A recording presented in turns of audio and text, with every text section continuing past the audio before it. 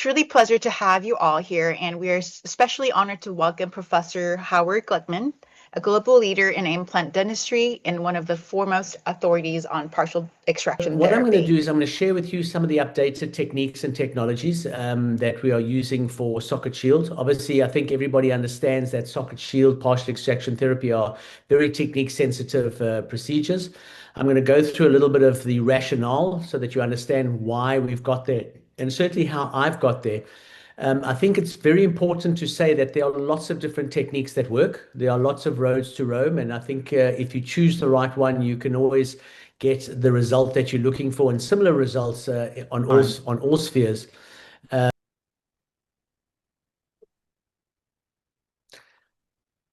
think everybody knows David Garber, and David's part of our research group. And I think one of the most important things that David said is PET is the most significant change in my 54 years of dentistry, and certainly in predictable long-term quantified implant aesthetics. And I think that's no small statement from somebody of David Garber's ilk. And it really symbolizes exactly what I feel, where for years I've got so many cases that are average, that are below average, that look great for a while and then collapse after a certain amount of time and don't give me the kind of long-term success that I was hoping for, or a case that looks absolutely fantastic, and then suddenly the case goes from hero to zero, which I'll show you. And these are all my cases. I'm going to show you my stuff. It's not anybody else's. These are some of my cases where, either my treatment planning was poor, my surgical technique was poor, there were biological issues that I didn't take into account, etc. And obviously, we always get to see the beauty and the perfect cases, but a lot of our cases are not perfect. They're not beautiful. They're not as ideal as they should be. This is the one paper from Stephen Chu and Dennis. This is your group from your thing. This is the dual zone therapy, which really has become the mainstay of everything that we do. The dual zone, meaning that we place there's the bone zone, there's the tissue zone, and everything that we get, and we really can get phenomenal results with this. But there are certain criteria that we require to get these results. This is one of my patients that we did a dual zone therapy. We extracted the tooth. We placed a provisional crown. We did everything that was described. This was done many, many years ago, I think even before the paper was published. And we did dual zone. We did buccal bone. We did a bone in the soft tissue area. We placed a provisional crown to support the soft tissue and to get everything that we wanted. And you can see the result here when we take off the crown. Really such an amazingly beautiful result. It really, really looks absolutely stunning. You can see a little bit of the xenograft, which we have to remove because we know from further work from Dennis and Stephen Chu that if we leave those, there's possibility of infection, etc. But if we look at this case over the long term, if we look 6 months post-op, you can see that there is some partial collapse. Now, the question is partial collapse really a big problem? And the answer is absolutely not. If the patient has a low lip line, if the soft tissue is in place, if there's good buccal bone on the outside, then really this is not really a problem. And if we look at this case 11 years post-op, you can see here that really there is that collapse that we have. But if we look at it from an aesthetic point of view, is this a failure? And I would say absolutely not. This is I'm very happy with the case. It looks absolutely fantastic. He happens to be a South African Hollywood actor, and he's absolutely, he's still chuffed with this 11 years later. If we look at the periapical, we can see we've got phenomenal bone. There's almost no bone loss around the neck. If we look at the CBC, there you can see, sorry, as things progress from one side to the other, and you can see the CBCT. Is there bone over the buccal? Possibly bone there. And this is really a phenomenal paper. I love this paper by Robert Levine, and where they looked at the jump gap, and it really comes down to the buccopalatal dimension. And this is where understanding buccopalatal dimension, understanding how much gap you've got between the implant and the buccal plate really makes a difference to when you're going to get buccal bone or not. And the wider the gap where it's greater than 2 millimeters, they showed in this paper that you got 95 plus 16.6%, you got good bone growth over the buccal. And the minute you had narrow groups, less than 2 millimeters, it went down to 60%, and a couple of them had zero. So I think this is really the key issue for us to understand is what are the dimensions of our socket? And I'll show you some of the cases that we're talking about where you can get the absolutely beautiful results that we're looking at. And even with that, you might still get some collapse. But as I said, sometimes collapse is not an issue. If we looked at this paper where they looked at dual zone, where they looked at gap grafting with xenograft, they followed. It's not a very big group of patients. It's very, very small, but it's interesting because it kind of follows what I see with my own personal patients. 14 patients followed up over 7 years, and 35.7% of them, so nearly 36%, had no buccal bone detectable on CBCT. So if we look at a case like this is one of my cases, a dual zone therapy, 8 years follow-up. If we look at this case from 2010 to 2018, you can actually see the growth of the soft tissue. So we actually got an improvement of the soft tissue, which was very, very rare. You can see how the soft tissue is physically grown, which is very, very unusual for these cases. When we look at the CBCT, when we look at the occlusal surface, you can see there's not any collapse whatsoever. If you look at the CBCT, you see absolutely stunning bone formation. You can still see some of the bone in the soft tissue zone as well. And in those days, we only use xenograft, as you say, Dennis and Stephen have changed it to xeno and allograft to get better resorption of the bone there. So the question comes is, how come you've got one of these? Can I show this as my best case? Can I show this as a case and say, if you do it this way, everything's going to work that way? And the answer is no. You cannot get this as predictably as you want unless you follow the criteria, unless you understand exactly what you have. So with this case, we had a perfect storm. We had thick gingival morphotype. We could correctly place the dimensions, correct 3D dimensional positioning.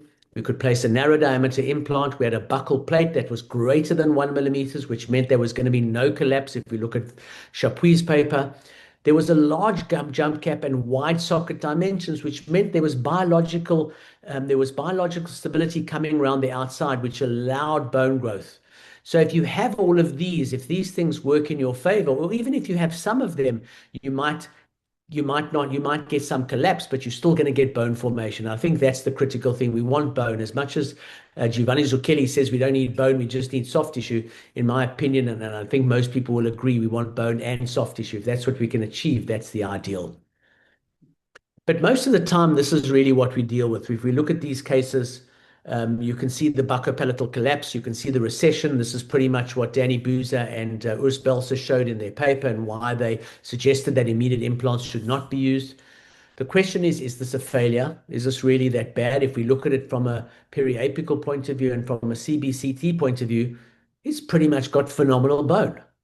So just because we have good bone does not mean that we're going to have good soft tissue. And you do have some collapse in some of the cases, not in every single one, but in some of the cases, you're going to get some collapse. So choosing the right case for the right patient is very, very important to achieving successful results. Uli Grunder published this paper, and Joe Kahn has also published other papers, 2010, 2011, when everything was about stopping doing immediate implants. They started adding connective tissue. And what this paper, although it's just a case series, I think everybody who does it sees exactly the same result, is that you're actually going to gain some soft tissue. And we gained about 0.34 millimeters in most of the cases. So if we have a look at this case, this is one of my cases where I did also dual zone therapy, but we added the connective tissue to prevent it. Pre-op, immediate implant with buccal bone, subepithelial connective tissue graft.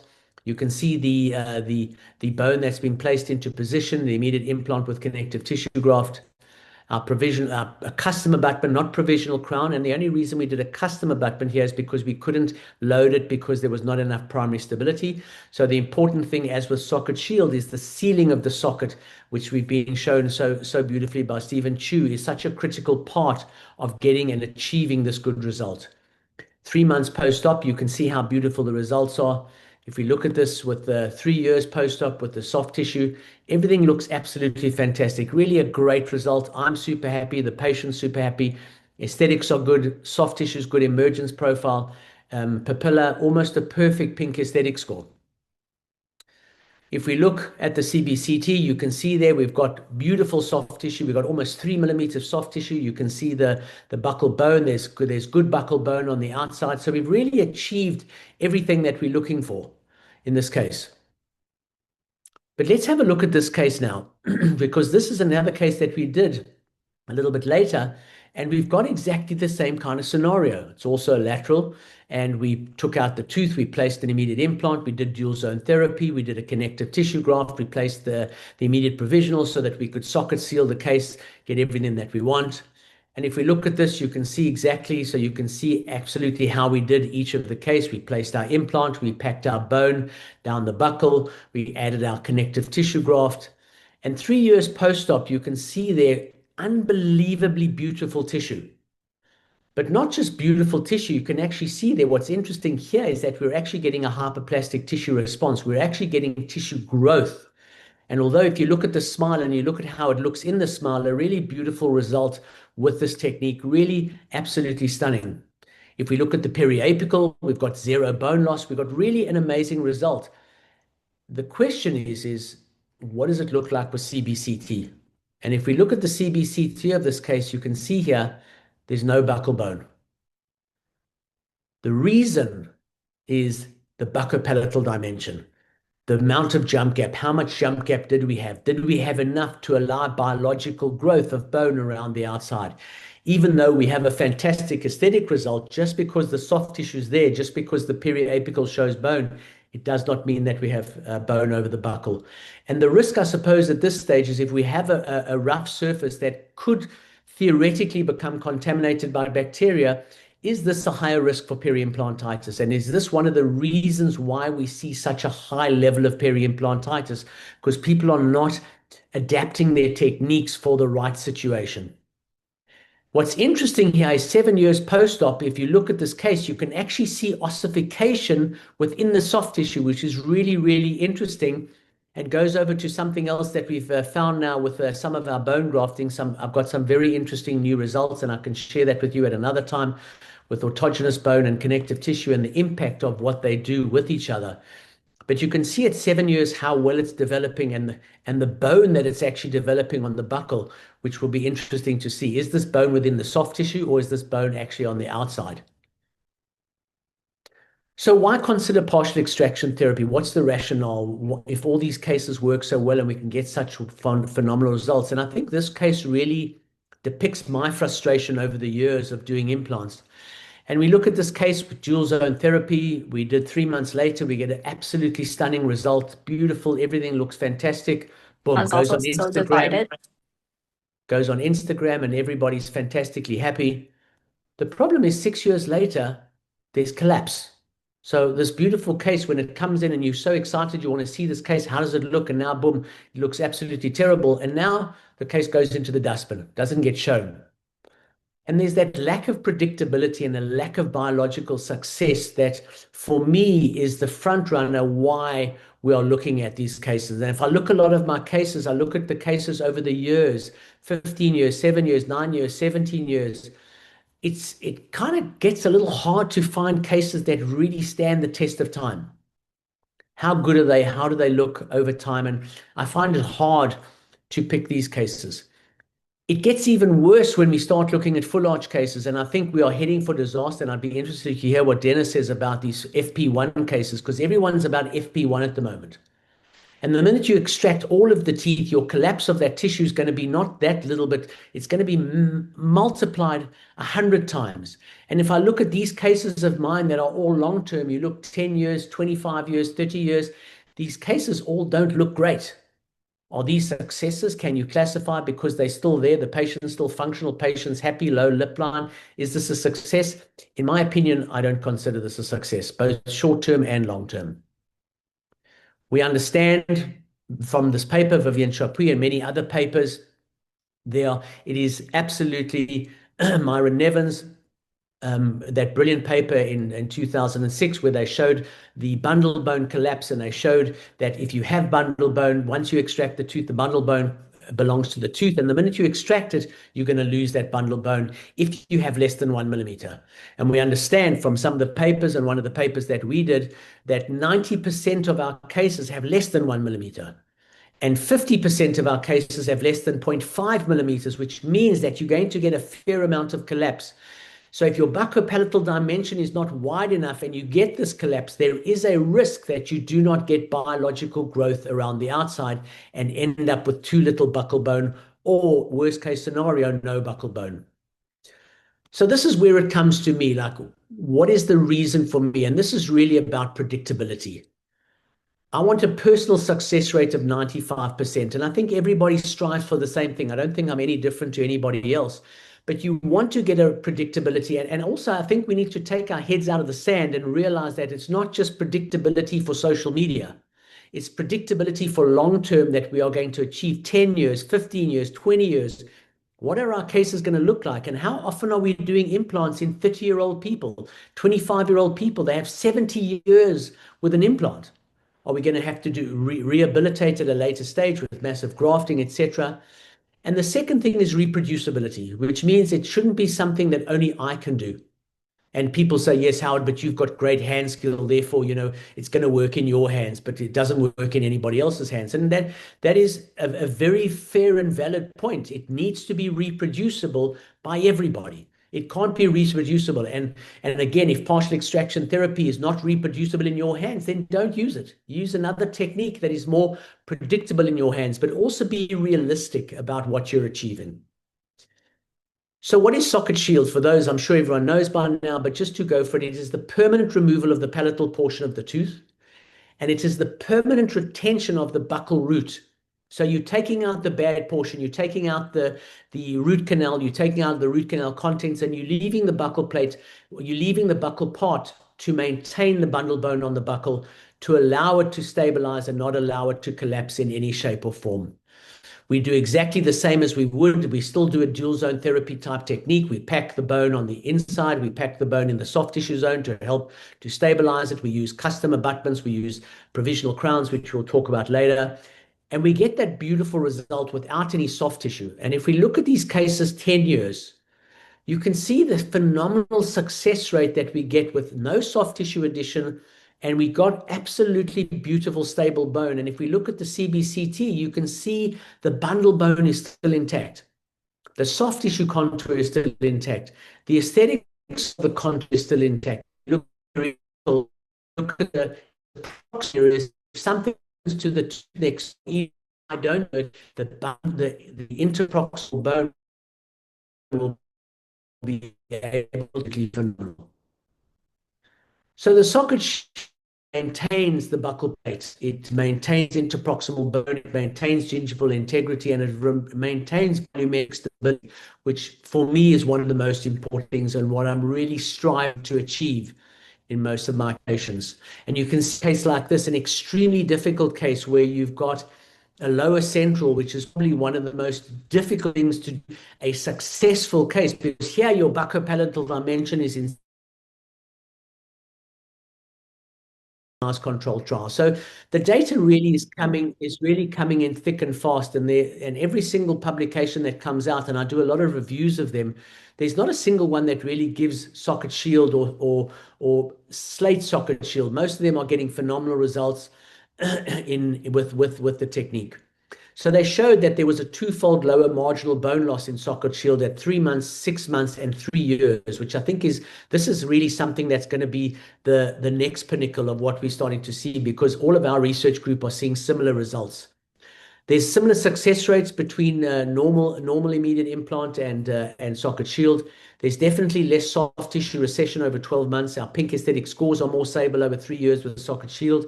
And more importantly, our socket shield pink aesthetic scores are similar to baseline as they are 2 to 3 years later, which I think is imperative, because by 2 to 3 years, you've got your collapse and you have your recession.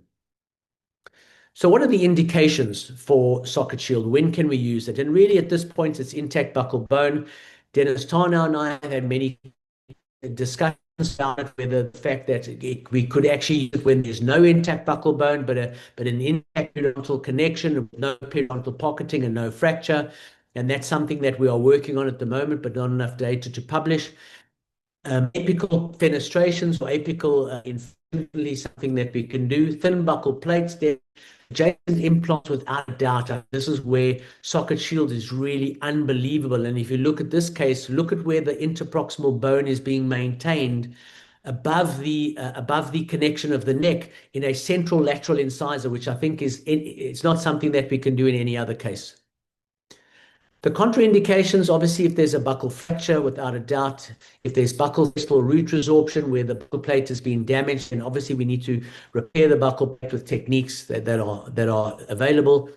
Short roots are not ideal, and I'll share this with you a little bit later. I'll show you some of the complications that we're experiencing. And periodontitis with intrabony pockets, obviously, the minute there's periodontitis, etc., where it can come back and cause a problem. Shield length and the shield shape is also something which we'll talk about, and I'll show you some of the complications later when we have short shields. So we are looking for a longer shield, and how do we guarantee that we get a long shield? This is really a difficult thing. And then the internal shield exposure, which we dealt with in 2018. This is something that we managed in our paper with the 128 cases that we did. We realized what the problem was that we were doing, and I'll share with you how we managed that and how we've eliminated that now.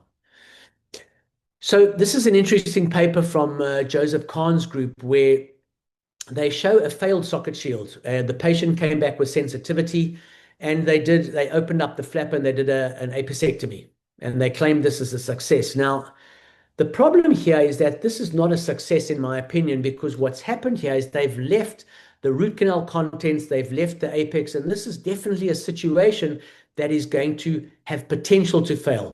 Could it succeed? Because some guys show me a case, they say, Howard, look at this case, this is fantastic, I've got no problems, this is done. But this is not the way you want to work. This is not what we're looking to achieve. We are looking to achieve the ideal. So what they have not achieved here, they didn't know how to get to the apex correctly. They have not hit the apex. Therefore, they could not do a socket shield. This is a root submergence next to a tooth.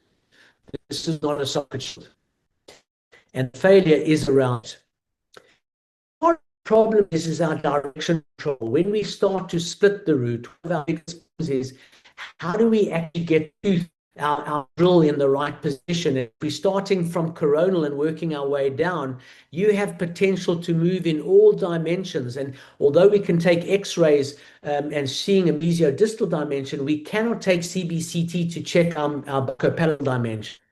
And this has really been one of the biggest issues for us about finding the trajectory of the canal. How do we hit that canal apex as clearly as possible?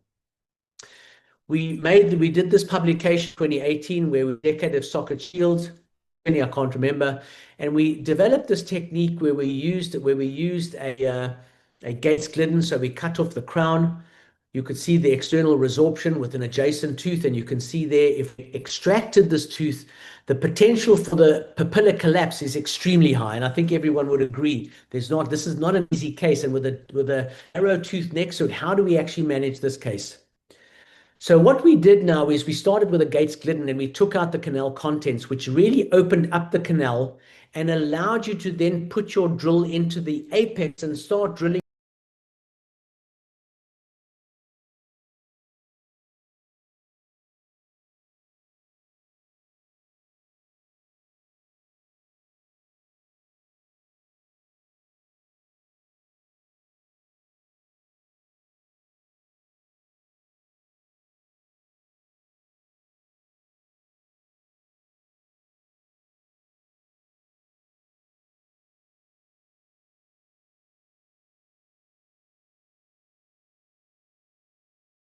Bone is still in progress, but look at the bone, how it's developed between the two.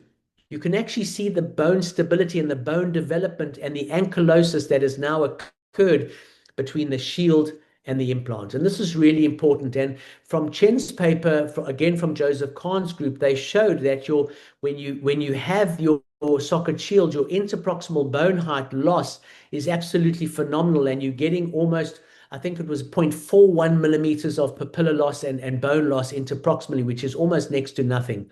So you can see the difference in the number 7 versus the number 8, but the ability to keep everything is fine. So here you can see the paper from Joey Chen from Joseph Kahn's group, 31 implants, a follow-up of 12 to 124 months. And the inter-implant papilla loss was 0.4 millimeters. The inter-implant bone loss was 0.46 millimeters, which really is minuscule in the whole scheme of things of maintaining the papilla between teeth. And this really, for me, has been one of the most amazing things.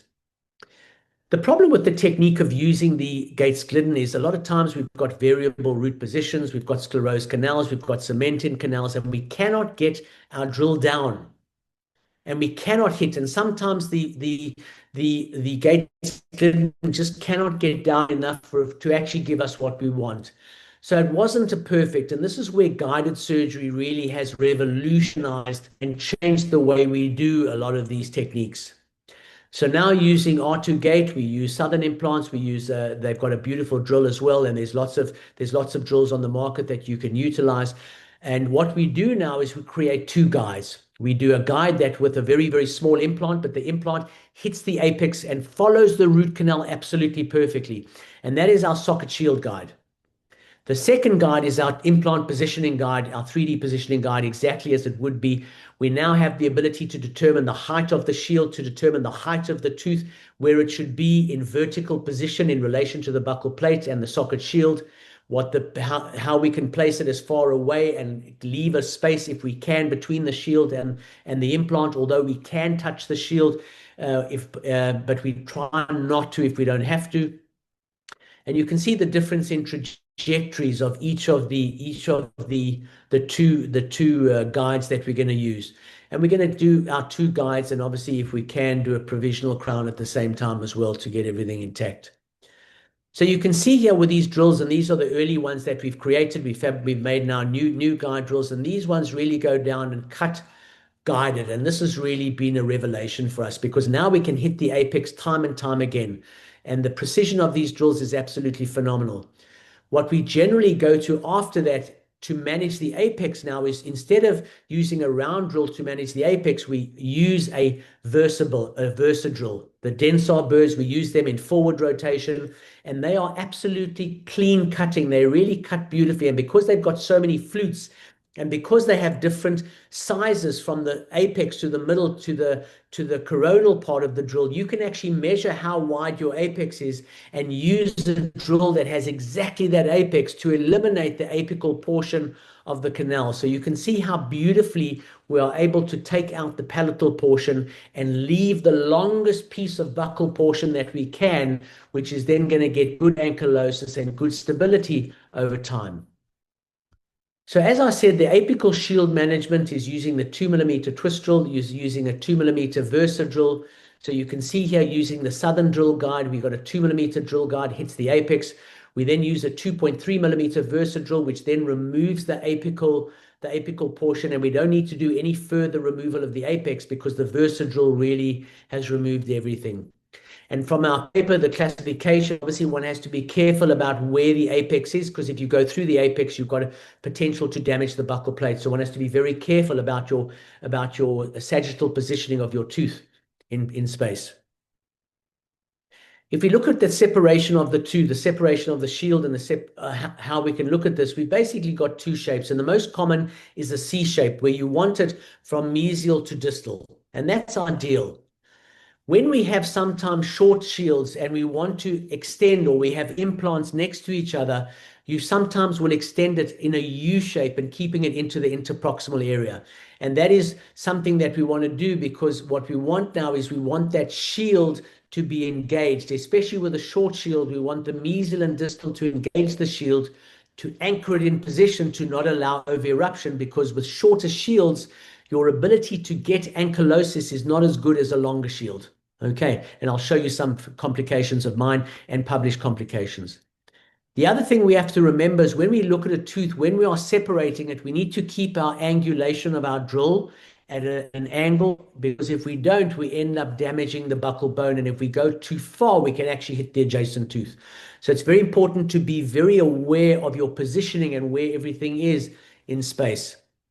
So here you can see, this is the biggest change that we've made, and this has been the biggest revelation for me, is that we now do not go from mesial to distal. We cut one side at a time, because that allows me to keep my trajectory of my drill in the same angle, and it allows me every single time to make sure that I get the apex and keep the shield as long as possible. So no longer cutting mesial to distal, because then you still can change buccopalatal.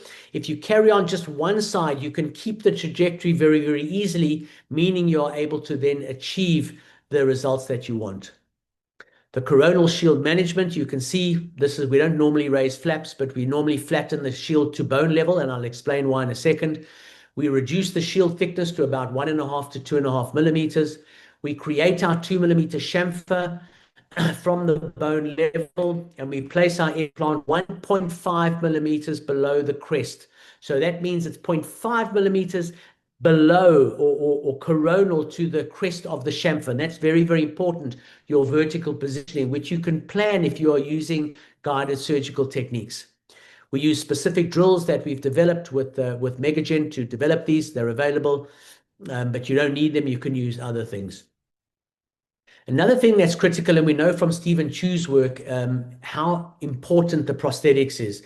And it's even more important from the socket shield, because this is really what gives us our tissue support. It's what gives us our papilla support. And more importantly, it stabilizes the free gingival margin, which is imperative, because if not, the free gingival margin will pull it inwards. And the other thing about it is the shape of the shield and the shape of the crown are critical to internal shield exposure. You can see how beautifully these results are, how beautiful in a canine, which we know has very thin buccal plate and has a high tendency to collapse. Although we can put soft tissue, we can get a good result with dual zone connective tissue. We do dual zone, we'll get some collapse, but we'll get bone. If we do dual connective tissue, we'll get a great aesthetic result. But this is dual zone with the socket shield, which gives us really what we call no. We can have prefabricated provisional crown.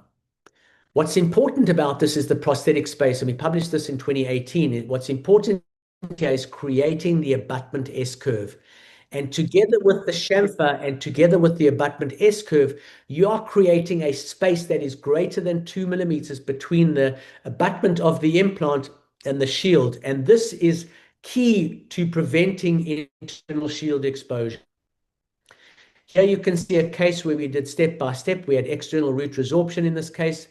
We took out it was on the palatal side, so we could keep the buccal portion. We developed everything. We cut it down to bone level. We created our chamfer. We put our drill back in, and we packed the buccal. We packed the bone with allograft in this case. The reason we put the drill in is so that the bone does not go into the osteotomy, because sometimes when we have a class 2 section, the root goes here and the implant is here. You cannot pack the bone down to the apex. So when you have a class 2, class 3, class 4, you actually want to pack your bone in first. And you usually put the drill in to prevent the bone going into your osteotomy, because if it goes into your osteotomy, often your implant will not seat correctly. So we pack our bone, we place our implant using 3-dimensional techniques. We do our dual zone therapy. We've got our soft tissue bone zone as well. And we fabricate our provisional crown utilizing the patient's own crown. And I want you to see the mark that we've made. There's a very clear line, and this line is very, very important, because this is your gingival margin. If we look at all the publications, that gingival margin is the line from which we measure our critical contour. If we sue from Ernesto Lee's group, we look at their paper, and everything from there needs to be below that. So we know from the aesthetic buccal contour, from Ramon Gomez Meda's technique paper, and from Sue's paper, we want to create that S-curve, and we want to have as little of that, but we have to have at least 1 millimeter extending below the gum. And that 1 millimeter is going to support the free gingival margin and prevent that collapse, so that we end up with a case at the end, absolutely amazing stability in this case. What's very, very important is that we also need to maintain the subgingival contour. And this is such an important thing, is that when we take out our custom abutment or our provisional crown, we have to use digital techniques to make sure that what we place is absolutely the same critical and subcritical contour as what we placed before. Because if we have any blanching of the tissue, the risk of us then exposing the shield is very, very high. So I cannot emphasize this enough, and we can talk more. Let's into a little bit into complications, and we'll talk about this because this is very interesting. If we look at this paper from Khan's group, from Joey Chen, what was very interesting is the complication rate that they showed. And when they showed that when the shield was in contact plant, you had a 40% higher exposure rate compared to it being away. So that's one reason to keep them away. But in this paper, they didn't do the chamfer. So they didn't have the chamfer. They didn't utilize the correct prosthetic technique. So that in itself also has a big role to play. If you had a U-shaped shield versus a C-shaped shield, you had 41% exposures versus 7% exposure. Again, not utilizing the chamfer and the S-curve. That has been eliminated by proper prosthetic management and proper coronal management of the shield. If you looked at equicrestal versus supracrestal, when you put the shield 1 millimeter above, which is what Marcus Hertzler prescribes, you get 32% internal exposure. When you place it at bone, your exposures come down to 17%. And then again, equicrestal versus subcrestal with interproximal bone height, there was much less when you got socket shield. Myself, Snezana Pol, published this paper in 2024 where we showed the management of internal shield exposures. And again, the internal shield exposure here was because I failed on the day. My prosthetic management was poor. I didn't create the chamfer properly. I didn't manage my contour of my shield. So the way we managed this is we took a sharp diamond burr. We drilled away the shield until we got bleeding. We also made the whole internal part of the socket bleed. So we took away any epithelium that was there. We took a tiny piece of connective tissue, and it's really, really small. It's microsurgery, sutured into place, replaced either our custom abutment or our provisional crown, whatever they were. And then later you open up and you can see the beautiful healing. This is the most predictable way to do it. A lot of people say you just have to drill it away or you can add PRF. You can do all of them. It's just not predictable. This is the most predictable. In all of the cases I've done, I have success in all of the cases that we've achieved this. So this is the way that we do it. And if we look at this 3 years follow-up, you can see how beautiful the result is. And this is the inverter. This is the inverter drill designed by Dennis Tarnow, Stephen Chu. Beautiful implant with great potential and great for socket shield as well. Late socket shield complication failure, and this is an socket shields failed, and my feeling is that is a phenomenal result for an immediate implant. I can add connective tissue, I can add bone, and I can stabilize things as much as possible. If we look at one of my cases, exactly the same sort of thing. The socket shield 3 years later, we had the same sort of thing, a very, very short shield. The shield started over-erupting. We removed the shield, we grafted it, we added connective tissue, etc. But what's important is if we have here again, what do you notice? We have over the implant, we've got maybe 1 millimeter of bone loss on the buccal, but I think there's not a single person here that would be unhappy with looking at that bone and saying, wow, that's absolutely phenomenal. And the common denominator is really the size of the shield. The shorter the shield, the more risk you've got of soft tissue ingrowth, the more risk you've got of non-ankylosis. Marcus Hertzler, they've published a new paper now where they show that you want to have a mechanical lock where you actually have the shield anchored against the implant. You can see on the left, we have a Southern Implant Coaxis implant, which is a great implant for getting a 12-degree angulation versus a Megagen straight implant. You can see the angulation differences and where apexes are in the bone. But both of them are anchoring the implant. Both of them are touching the implant, and both of them are anchoring it in place. So it's stopping that export. But this is really what we want. And these are cases from two of our guys. You'll probably know Ahab Musa and Chuck Schwimmer, both from our cases. And this is what you want to see. You want to see that biological, you want to see that bone formation between the shield and the implant. And that's what's going to give you the alloys that's going to keep you everything in place. I'm going to finish off before we get to the final that we can start asking questions is combination full arch PET. And this is really a case, it's a full arch case. And this for me is the way FP1 should be done. This is a patient of mine. He's a honey farmer. He's got 4 farms where he farms bees and they produce honey, and clearly he eats too much of his produce. And as you can see, extensive decay. We discussed the options. Should we do crown lengthening? Should we do elimination? There's still a lot of tooth structure that we could manage. And old age, we could definitely have gone into it, but the risk is high because there was a lot of alcohol being used, and he wasn't really going to change his habits. So the risk of decay of future was very, very high, root decay and things like that. So we said, okay, if that's the case, we're going to eliminate. So what we did here, we did vital root submergence, we did socket shield, we did Pontic shield, we did all of the partial extraction therapy techniques to manage and maintain the ridge to the maximum mobility. We kept our space where we could, where we couldn't. We were touching very, very gently to make sure that we didn't put any pressure on the shield. And in those days, it was quite a while ago, we still did the analog workflow. We weren't using photogrammetry. I fabricated the provisionals. The provisionals were fitted within 2 to 3 days. Into place, occlusion checked, soft tissue checked, everything looks good. And you can see here how it develops over time.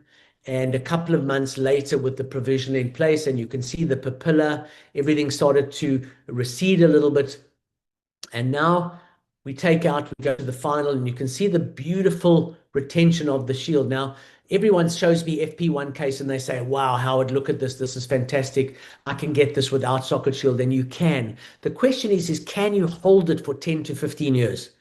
And in my experience, and I'd love to hear from any of you who had lots of experience, is this your experience that you can predictably, and I'm not saying have one case or two cases, I'm saying having 95% of your cases maintain and prevent the collapse of that ridge. And if you can, I'd love to hear how you do it. But what you can see here is the beautiful, even a pseudo coal formation between the teeth. And this is really beautiful to see these kind of formations. It's almost like art. It's really a beautiful look. We've got our zirconia. This is certainly not American porcelain. Okay, not the white and bright. This is South African farm style. This wants to look like he looked before, and white would look out of place in his mouth. And here you can see at final placement, and I want you to look at the soft tissue. Look at the papilla, and especially look at the lower jaw. And what do you notice in the lower jaw? Look at the attached gingiva. Now, Tony Schoolian says constantly, if you don't have periodontal ligament, the attached gingiva disappears. Look at the attached gingiva, especially in the lower jaw. And also notice the areas of the lower premolars where there are no shields, what those areas look like over time. And here we can see what this case develops to 10 years later. So 10 years later, you can actually see the papilla. Look how beautifully the papilla have filled in. Look how stable the soft tissue is and the attached gingiva is, except in areas where we have not placed socket shields. Those were normal dual zone therapies. We've got a little bit of collapse. Is it acceptable? Without a doubt, it's acceptable, but this is what we're looking for.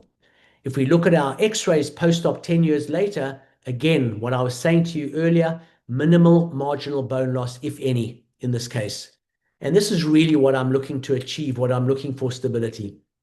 So at 19 minutes and 1949, it's 7:49 in South African time. So 49 minutes, I'm 50 minutes now, perfectly on the dot. The take home from my lecture is it's a technique sensitive procedure. There's no doubt about it. And if you cannot manage it and it's not for you, don't do it. There's dual zone therapy, there's dual zone with connective tissue, there are lots of other options. And also there's GBR, there's contour augmentations, Danny Boozer style. If you don't have the right buccopalatal dimension, then rather choose the GBR technique. But if you've got socket shield, you can use it even in narrow, and that's what makes the socket shield. It's possible for every single scenario. Use predictable and published techniques and get trained before jumping in. Make sure that you've got training. Make sure you have the correct instrumentation. Don't go using stuff that you've got in your little kit and try and work with it. Get the right instrumentation. There are lots of different kits out there that you can choose. And choose your cases carefully. Do cases that, when you start out, do cases that are simple. Don't do a canine. Do a tooth with a very, very short root.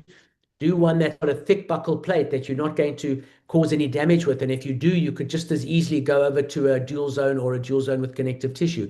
So leave yourself options. And with that, I say thank you very much. There's the QR code. You can go to our website and get any of the articles. If you would like to, I'm happy to share any of the articles with you.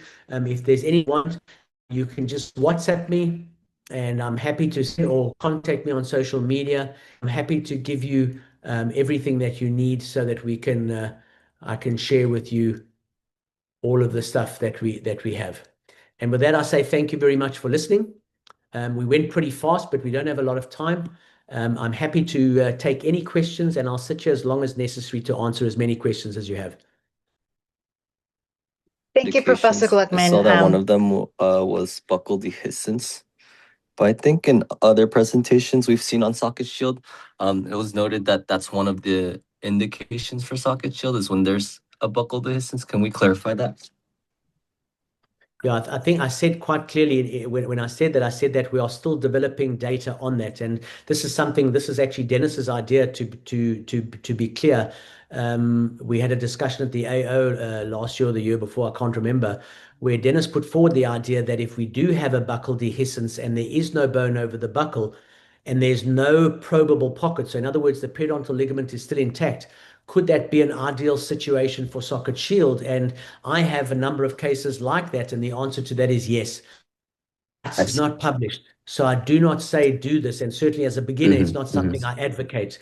But I do think that we are seeing positive results with that, and I still think that at this time, until we have long-term data with that, I don't suggest that that's a way that we should be going, and I think you should use alternative techniques. Yes, sir. Thank you so much. My pleasure. I want to two things. What a Dr. great representation and honest representation of what you've done and your group has done over the years. It's just phenomenal. I want people to realize how you take a concept, you try it, you manipulate it, you see what the problems are, you make it better, both with materials and techniques, with research to back it up. And I want to congratulate you on an amazing piece of work, a great clinician, and besides being a great guy. And you mentioned my name about 5 times. I owe you $5. That's it. $1 for each time. $1 a time.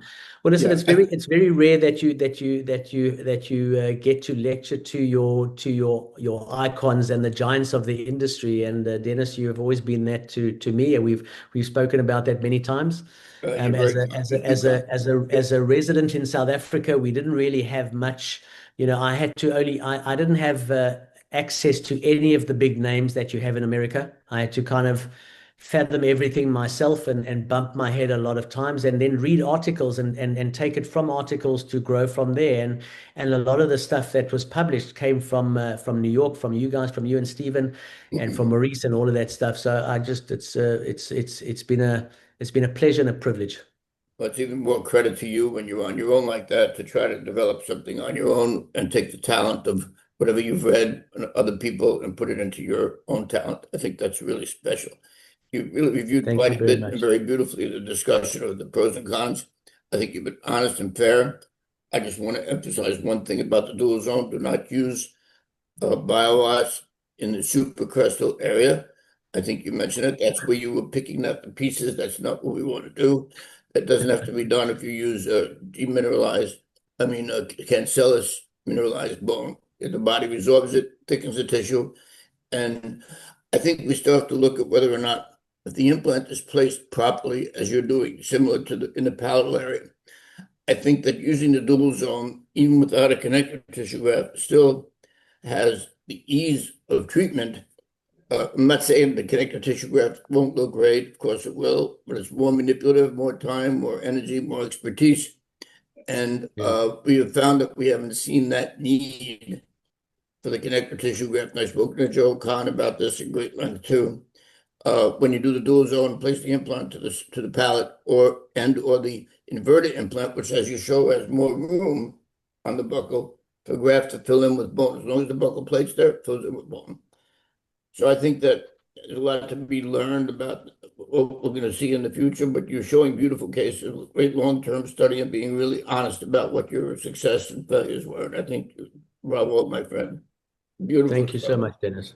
Really appreciate it. The residents really appreciate it too, and I certainly do. So thank you very much. I look forward to seeing you soon.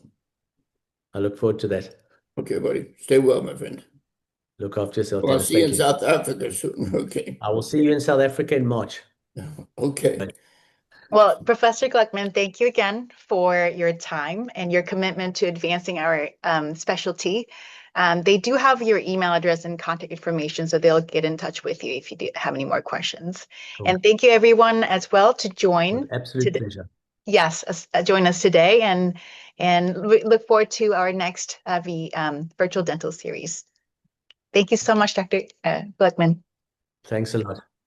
Thank you for having me, and I look forward to doing it again. We should do another one on bone grafting at some stage, on autogenous bone grafting, an important topic.